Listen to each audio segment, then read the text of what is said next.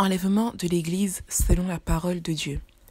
Bien-aimés dans le Seigneur Jésus-Christ, nous sommes dans la joie de vous faire part de la lecture de la deuxième partie du message sur l'enlèvement de l'Église selon la parole de Dieu.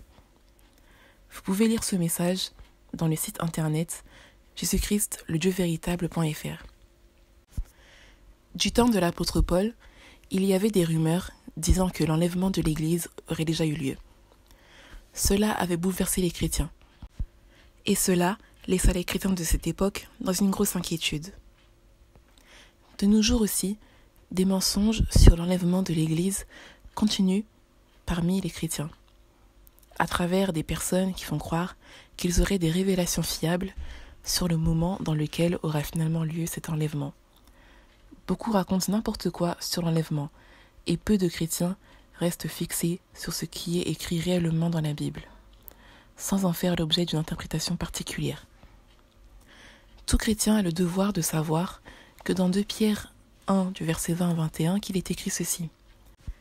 Sachant tout d'abord vous-même qu'aucune prophétie de l'Écriture ne peut être un objet d'interprétation particulière, car ce n'est pas par une volonté d'homme qu'une prophétie a jamais été apportée, mais c'est poussé par le Saint-Esprit que des hommes ont parlé de la part de Dieu.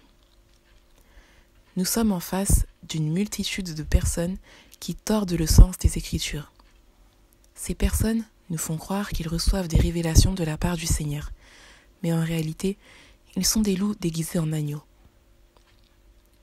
Le Seigneur Jésus-Christ avait annoncé ces choses en avance, dans les évangiles, dont Matthieu 24, Luc 21 à partir du verset 5 et Marc 13. À la question « Quel sera le signe de ton avènement et de la fin du monde ?» Le Seigneur Jésus-Christ répondit d'abord à ses disciples ceci. « Prenez garde que personne ne vous séduise, car plusieurs viendront sous mon nom, disant « C'est moi qui suis le Christ », et ils séduiront beaucoup de gens. » Vous pouvez voir cela dans le livre de Matthieu, chapitre 24, du verset 3 à 5. Le Seigneur dit encore dans Matthieu 24, verset 11, ce qui suit. « Plusieurs faux prophètes s'élèveront, et ils séduiront beaucoup de gens. » Nous ne devons pas ignorer les avertissements du Seigneur au sujet de la fin des temps qui a commencé non de nos jours, mais depuis la manifestation du Seigneur sur la terre, comme un agneau sans défaut et sans tache. Voir cela dans 1 Pierre 1, du verset 18 à 21, qui dit ceci. « Sachant que ce n'est pas par des paroles périssables, par de l'argent ou de l'or, que vous avez été rachetés de la vaine manière de vivre que vous aviez hérité de vos pères, mais par le sang précieux de Christ, comme d'un agneau sans défaut et sans tache, prédestiné avant la fondation du monde, et manifesté à la fin des temps à cause de vous, qui par lui croyez en Dieu, lequel l'a ressuscité des morts et lui a donné la gloire, en sorte que votre foi et votre espérance reposent sur Dieu. » Les faux sont reconnaissables par leur façon de contredire ce que les Écritures saintes affirment. Il est écrit ceci dans 2 Pierre 3, du verset 17 à 18. « Vous donc, bien-aimés, qui êtes avertis, mettez-vous sur vos gardes, de peur qu'entraînés par l'égarement des impies, vous ne veniez à déchoir de votre fermeté. Mais croissez dans la grâce et dans la connaissance de notre Seigneur et Sauveur Jésus-Christ. À lui soit la gloire, maintenant et pour l'éternité. Amen. » Nous sommes en plein dedans, en ce qui concerne ce qui est dit dans 2 Timothée 4, du verset 3 à 5. « Car il viendra un temps où les hommes ne supporteront pas la saine doctrine, mais ayant la démangeaison d'entendre des choses agréables, ils se donneront une foule de docteurs selon leurs propres désirs. Détourneront l'oreille de la vérité et se tourneront vers les fables. Mais toi, sois sobre en toutes choses, supporte les souffrances, fais l'œuvre d'un évangéliste, remplis bien ton ministère. » Il est écrit dans l'Apocalypse 1 du verset 1 à 3 ceci. « Révélation de Jésus-Christ, que Dieu lui a donnée pour montrer à ses serviteurs les choses qui doivent arriver bientôt, et qu'il a fait connaître par l'envoi de son ange à son serviteur Jean, lequel a attesté la parole de Dieu et le témoignage de Jésus-Christ, tout ce qu'il a vu. Heureux celui qui lit et ceux qui entendent les paroles de la prophétie, et qui gardent les choses qui y sont écrites, car le temps est proche. Ce temps qui est proche l'est depuis que le Seigneur était venu sur la terre. Dans l'Apocalypse 22, verset 6, il est écrit ceci.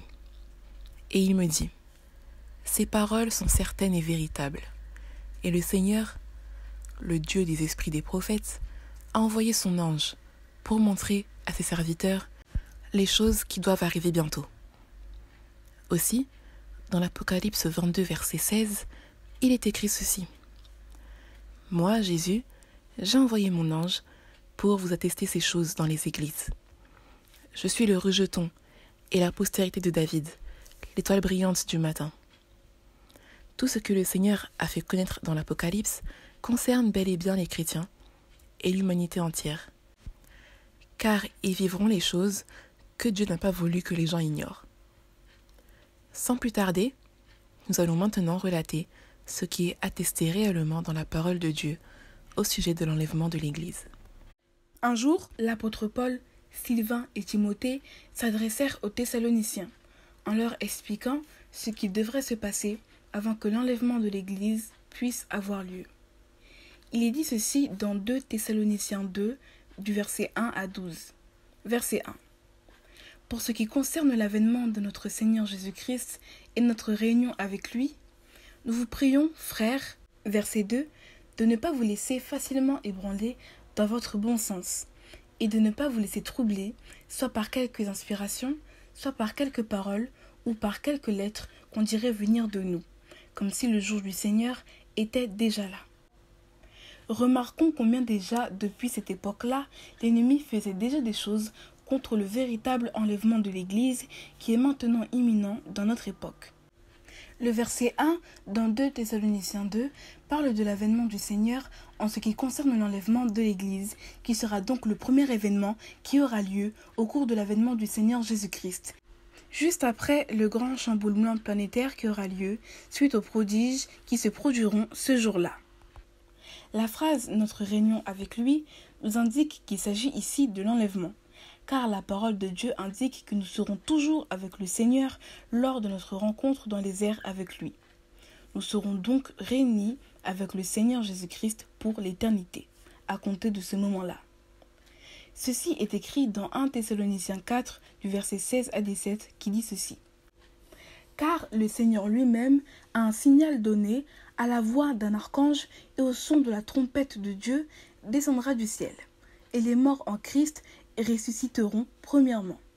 Ensuite, nous les vivants, qui serons restés, nous serons tous ensemble enlevés avec eux sur des nuées, à la rencontre du Seigneur dans les airs, et ainsi nous serons toujours avec le Seigneur. » C'est pour cela que les apôtres ont directement parlé de l'enlèvement de l'Église en termes de « notre réunion avec le Seigneur ».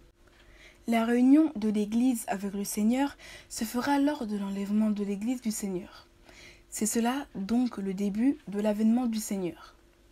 Ce qu'il se passera est aussi dit dans 1 Corinthiens 15 du verset 51 à 52 qui dit ceci. « Voici, je vous dis un mystère.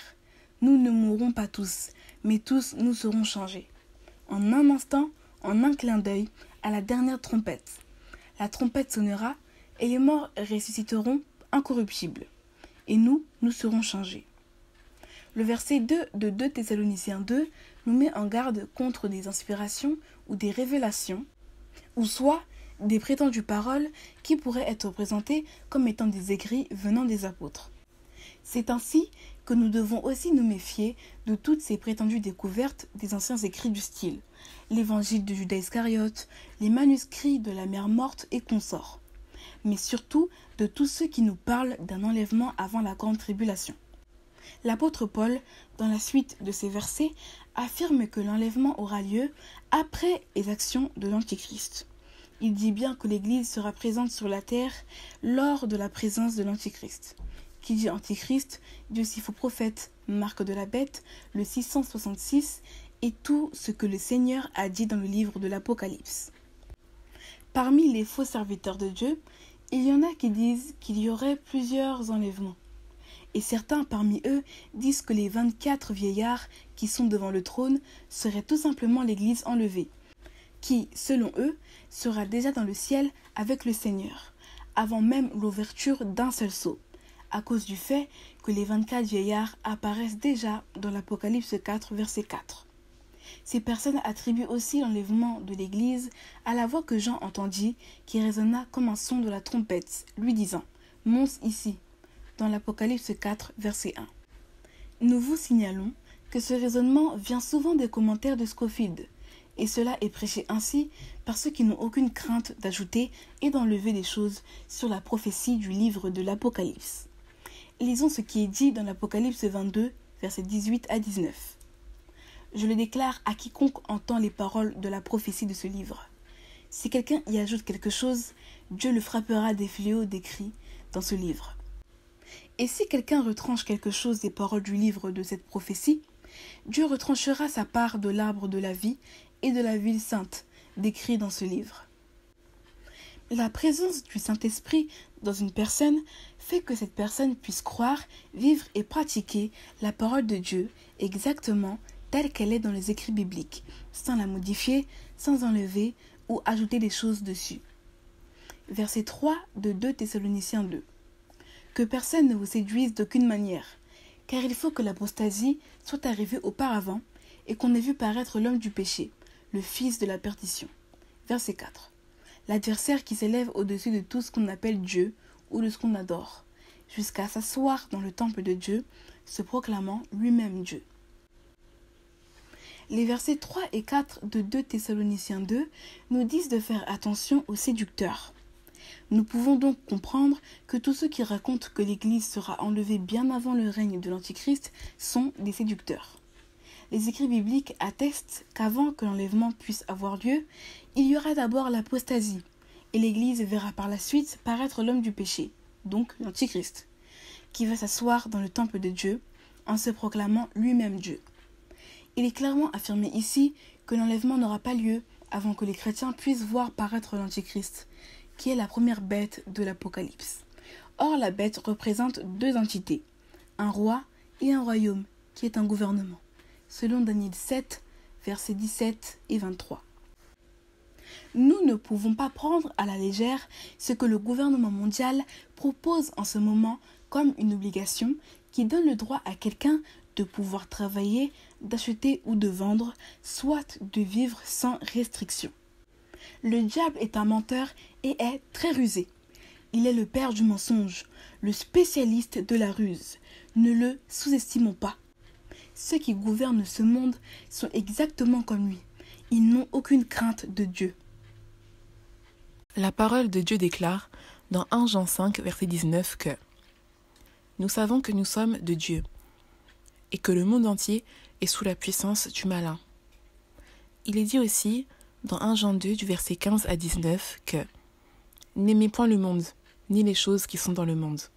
Si quelqu'un aime le monde, l'amour du Père n'est point en lui. Car tout ce qui est dans le monde, la convoitise de la chair, la convoitise des yeux et l'orgueil de la vie, ne vient point du Père, mais du monde. Et le monde passe, et sa convoitise aussi.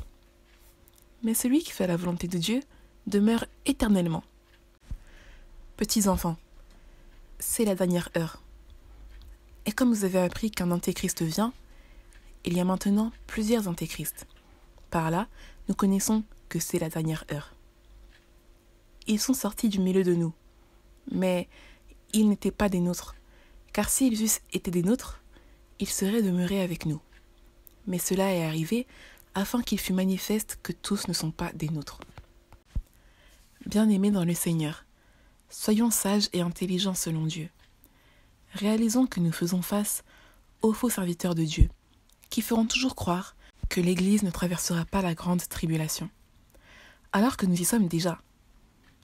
Ils vous diront d'accepter tout ce que ce monde rend obligatoire pour avoir le droit de vendre ou d'acheter. L'apostasie n'était pas déjà dans ce monde? Et qu'en est-il de voir paraître l'homme impie, comme l'a dit l'apôtre Paul? Sachez que c'est à travers des ruses et beaucoup de dissimulation qu'il fera son entrée. Un païen a dit « La bête est là et elle arrive ». Pour une fois, cet homme a dit une vérité biblique. Un jour, le Seigneur dit dans Luc 16, verset 8, « Car les enfants de ce siècle sont plus prudents à l'égard de leurs semblables que ne le sont les enfants de lumière. » Sortons des fables que nous racontent ces serviteurs de malheur, qui veulent séduire les chrétiens avec des fables au sujet de l'enlèvement. Dieu ne les épargnera point. Retenons donc que l'apostasie viendra en premier selon la Bible, puis suivra l'apparition de l'Antichrist. L'apostasie signifie l'abandon de la foi, autrement dit, l'abandon de la vraie parole de Dieu. L'apostasie est déjà là depuis bien longtemps. Voir paraître l'homme impie signifie être présent pendant le règne de l'Antichrist. Nous savons que le Seigneur avait dit ceci au sujet de son retour sur la terre, dans Luc 18, du verset 7 à 8. « Et Dieu ne fera-t-il pas justice à ses élus, qui crient à lui jour et nuit, et tardera-t-il à leur égard? Je vous le dis, il leur fera promptement justice. Mais quand le Fils de l'homme viendra, trouvera-t-il la foi sur la terre ?» Le Seigneur ici parle de l'apostasie dont a parlé l'apôtre Paul dans 2 Thessaloniciens 2, verset 3, qui sera dans le monde, et aussi de ses élus qui seront là en train de crier à lui jour et nuit. Le Seigneur affirme que Dieu fera promptement justice à ses élus. La question est de savoir, pourquoi donc les élus seront-ils en train de crier à Dieu jour et nuit? La réponse est dans ce que l'apôtre Paul avait dit dans 2 Thessaloniciens 2, verset 3. Il s'agit des tribulations causées par la présence de l'homme impie. Alors le but poursuivi par le diable et ses acolytes, les gouvernements de ce monde, les faux prophètes et faux serviteurs de Dieu, c'est de faire croire que ce que les gouvernements du monde proposent n'est rien de la bête, mais que c'est tout simplement une chose qui est imposée pour sauver d'une maladie. Ainsi, aucun chrétien ne sera là pour implorer le Seigneur afin qu'il vienne nous rendre justice. Car il est notoire que l'Antichrist sera anéanti par l'éclat de l'avènement du Seigneur. Donc, si les chrétiens réalisent vraiment dans quoi nous sommes actuellement dans ce monde, plutôt que de faire simplement des marches dans les rues ou d'écouter ceux qui leur prêchent du faux dans des enseignements sur l'enlèvement qui aurait lieu avant la présence de la bête, ils devraient plutôt refuser tout ce qui leur est imposé comme une solution obligatoire, quelle que soit la menace de ne plus avoir le droit de travailler, ni de vendre ou d'acheter. Ils diraient tous tout haut que les conditions que brandissent les gouvernements du monde sur ce sujet sont exactement ce qui est dit dans l'Apocalypse 13 à propos des exigences du faux prophète pour avoir le droit d'acheter ou de vendre.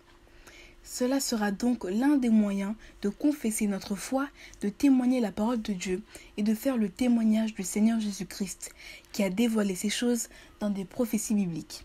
Et c'est ainsi qu'il reviendra pour nous enlever. Mais où sont donc passés les vrais chrétiens?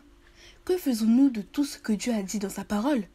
Le Seigneur avait parlé à Jean dans l'Apocalypse après qu'il soit déjà retourné auprès du Père.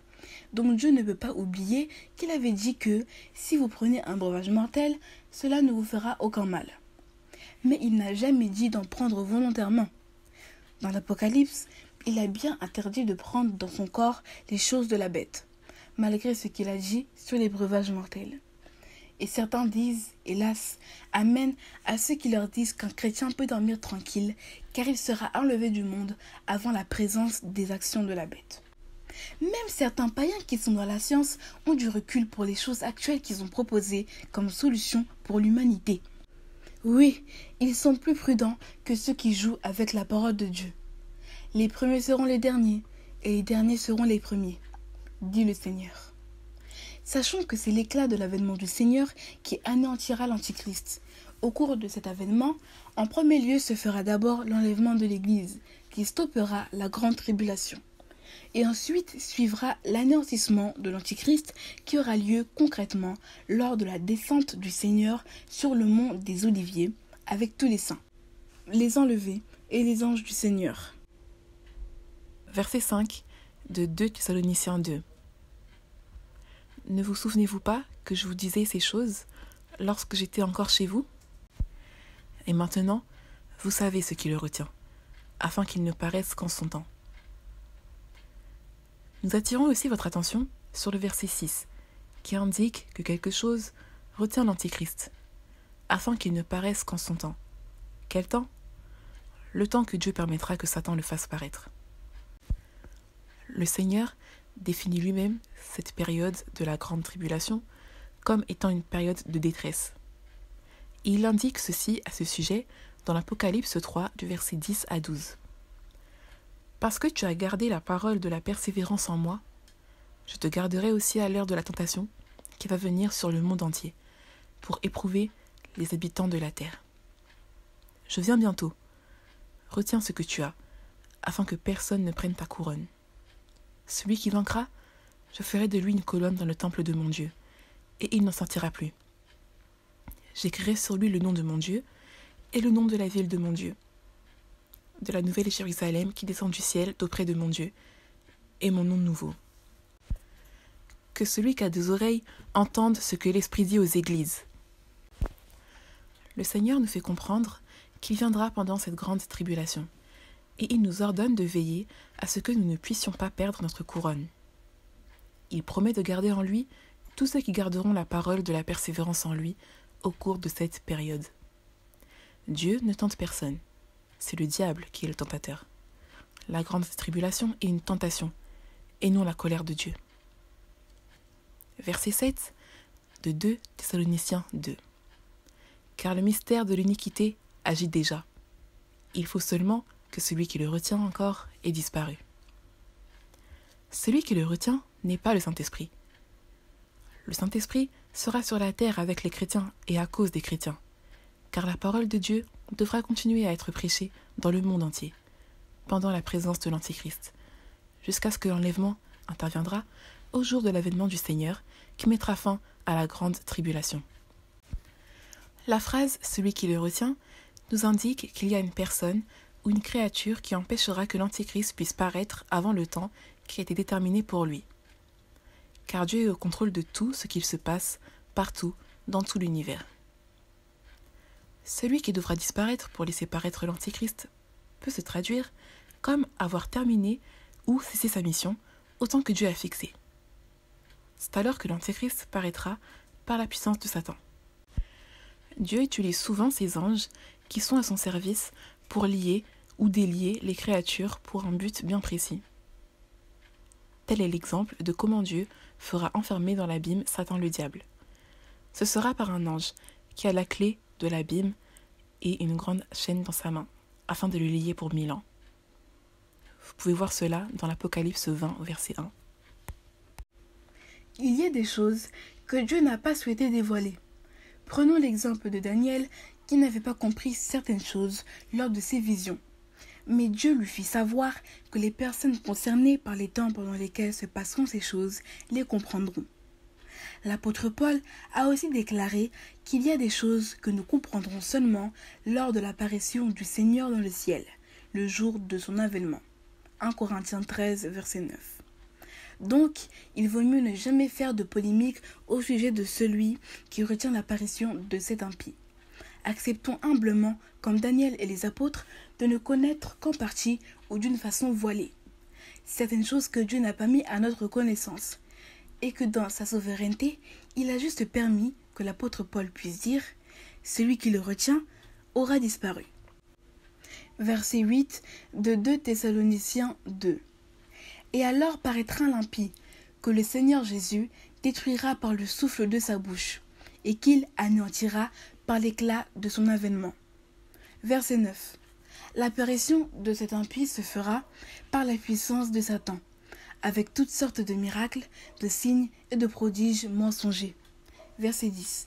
Et avec toutes les séductions de l'iniquité pour ceux qui périssent, parce qu'ils n'ont pas reçu l'amour de la vérité pour être sauvés. L'apôtre Paul nous indique au verset 8 que ce sera donc lors de l'avènement du Seigneur que l'homme impie sera anéanti. Au verset 9, il affirme que l'apparition de l'Antichrist est bel et bien l'œuvre de Satan, et non comme le disent les fossoyeurs de l'Évangile qui font croire que ce serait la colère de Dieu.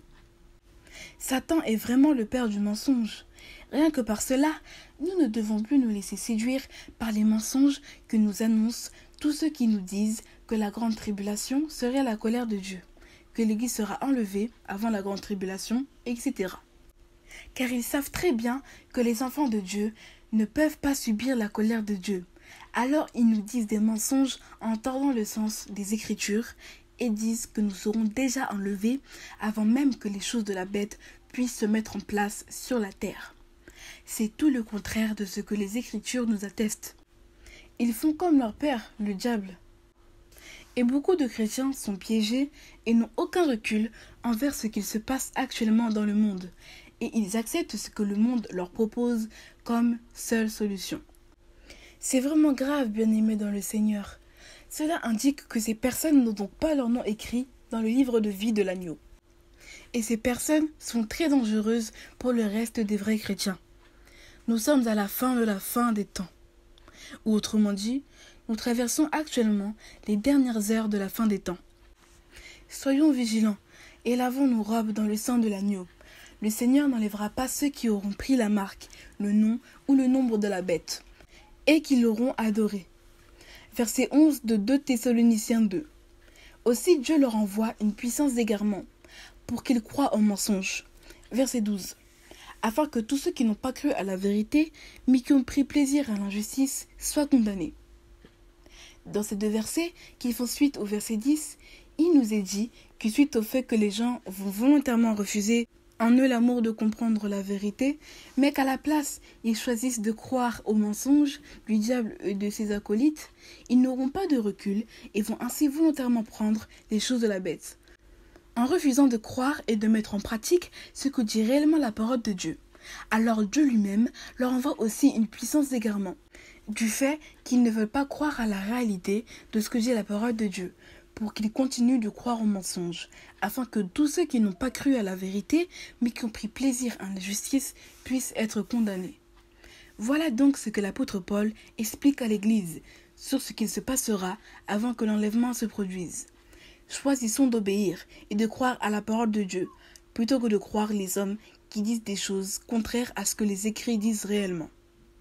Nous avons tout fait pour ne pas être trop longs dans ce message, afin de permettre à ceux qui ont soif de connaître la vérité dite dans la parole de Dieu, puissent avoir l'occasion de comprendre et de réaliser dans quel temps nous sommes.